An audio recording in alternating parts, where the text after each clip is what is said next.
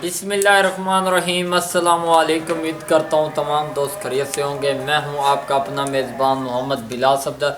अल्लाह के फजल करम और शुक्र के साथ उम्मीद करता हूँ आप तमाम दोस्त ठीक होंगे। आज हम लोग तैयार कर रहे हैं चाइनीज़ पुलाव, यानी कि वेजिटेबल सब्जियां वाला चावल पकावांगे। देहातों के विच बहुत ही ज़्यादा मशहूर हैं पे और आए चलने हैं वीडियो की तरफ और तुम दसेंगे कि चीज़ किचन में किदारी यूज़ होनी ए टू Z तो गाइड करेंगे। मटीरियल साडा थल्ले अवेलेबल है, तो वो विखा रहे हैं। ये बंद गोभी कट्टी हुई है, शिमला मिर्च, एक पाव मटर हैं, आधा किलो आलू कटिंग हुए हैं, एक पाइया प्याज हैं। उस तो बाद टमाटर का असी यानी कि चॉप कर लिया वह पेस्ट तैयार किया हुआ, 10-15 मिर्चा इन पाइया, तो उस तो बाद थोम दे जाए, अदरक और बनस्पति लंबा चावल तो खूबसूरत पतीला। हम असी वीडियो वाला काम शुरू करते पे। बिस्मिल्लाहिर्रहमानिर्रहीम। आ पतीला असी चाहते पे हैं, असी उससे लै चलने। अग साडी बलदी पई है, चूल्हे के उत्ते पतीला रखेंगे। बिस्मिल्लाहिर्रहमानिर्रहीम। हम असी इहदे पावांगे घ्यो। घ्यो की मिकदार तुहाडे सामने असी पा के दिखा देने। आ चेक कर लो, घ्यो मैं इहदे पा दिता। हुण इस घ्यो नूं असी अच्छी तरह गर्म करेंगे तो वातों असी इहदी शिकल विखाइने।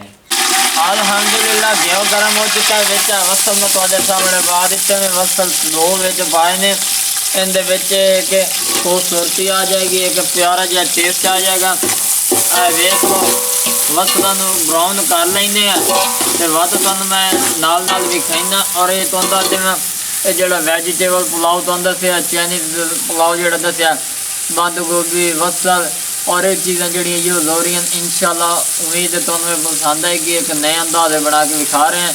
वीडियो में आखिर तक ज़रूर भी क्या इजहार मोहब्बत कमेंट में ज़रूर बताना।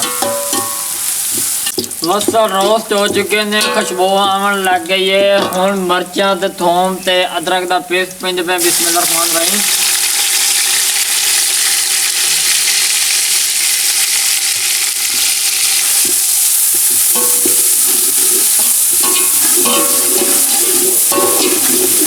अल्हम्दुलिल्लाह जी, खुशबू इतनी आवन लग गई है, मिक्सिंग हो चुकी है। हुण मैं टमाटर तो दूजा जो पेस्ट तैयार किया वो पेंदे पे। 3 टमाटर की ग्रेवी बना ली है, उन्होंने ग्राइंड कर लिया है, वो पा रहे हैं ताकि असी वैजीटेबल पूरा पकाइंदे पे हैं ना, तो टेस्ट सानू चंगा चाहिए स्पेशली असी वो इहदे पा दिता। हुण इनू असी इहदे थोड़ी जी मिक्सिंग करें। ये आ चेक कर लो, हर चीज़ जो सालन तो लैके सब्जी तक उहदे सारा कमाल होंदा रोस्टिंग का, बुनाई का।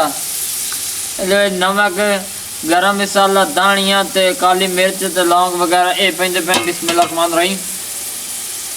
ये चेक कर लो, ये बाद मैं पा सकता हूँ लेकिन नहीं, ये एक नवे तरीके नाल तुहानूं बना के दिखा रहे हैं। तां पर मैं मिसाले शिसाले जिहड़े कि हैं ना वो सारे नालों नाल पा रहे हैं। हुण इन्हूं असीं इस तरह मिक्स कर दिंदे हैं।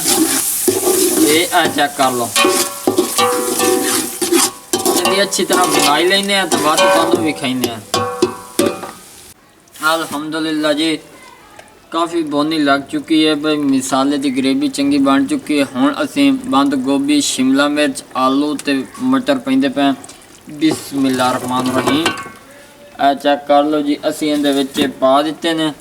हुण असीं इन्हां नूं अच्छी तरह मिक्स करेने। ये आ चेक कर लो। हुण अगला जिहड़ा काम है ना इन्हूं बोनी लावन दा, वो हुण असीं बोनी लावांगे तो तुहानूं नाल नाल गाइड करांगे। इतनी स्पेशली और मज़ेदार। और हल्दी मैं विच बिल्कुल नहीं यूज़ की क्योंकि इहदा अपना कलर ही प्यारा जी आ जासे। अग तलू मुझे लगता घट है तो अग ही नाल नाल बलेने तो इहदी पकाई करेने। अल्हम्दुलिल्लाह जी, जिमें तुहानूं पता है साडे चावल सब्जियां आले मज़ेदार आलू वाले वैजीटेबल वाले तैयार होंदे पे। चेक कर लो जी, मटर गल चुके हैं तो मैं हुण चावल बंदा भी हाँ। बिस्मिल्लाहिर्रहमानिर्रहीम। बनस्पति चावल इहदे विच असीं पा रहे हैं। ये वेख लो, तुहानूं विखाण दा मकसद है ताकि तुसी भी खुश हो जाओ कि बिलाल भाई, बिलाल विलेज फूड आज क्या बना रहे हैं मज़ेदार।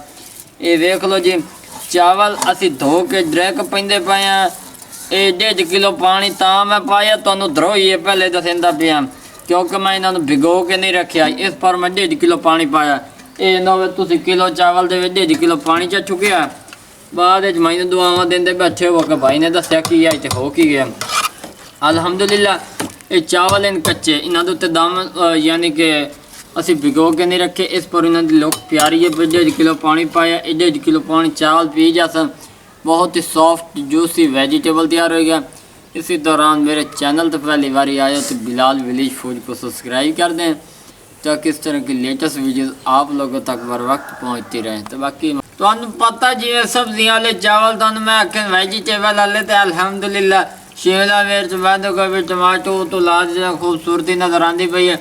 और मैं उस दम देंदा पे चेक कर लो दम दे दिता है। 10-15 मिनट मैं पकाईना तो वत अपने विवरण भी खाईना। मैं बोल ही नहीं सकता पिया लेकिन फिर भी तुहाडी मुहब्बत की खातिर मैं कोशिश कर रहा अपने आप को सही करा बोलना सही। बाकी ये है कि तुसी चेक कर लो हुणे तो सेक दे उत्ते पकाईने तो वत तुहानू भी खाईने आ।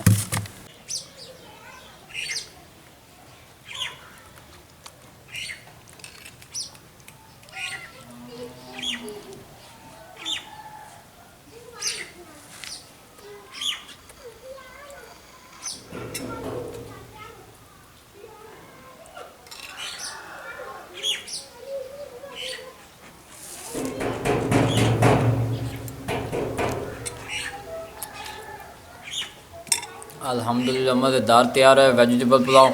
अगर वीडियो पसंद आ जाए तो चैनल सब्सक्राइब लाइक शेयर ज़रूर कर देना। अपना ढेर सारा ख्याल रखना। बहुत सारी दुआओं के साथ मोहम्मद बिलाल को इजाज़त दें। एक नई वीडियो मुलाकात होगी। अल्लाह हाफिज़।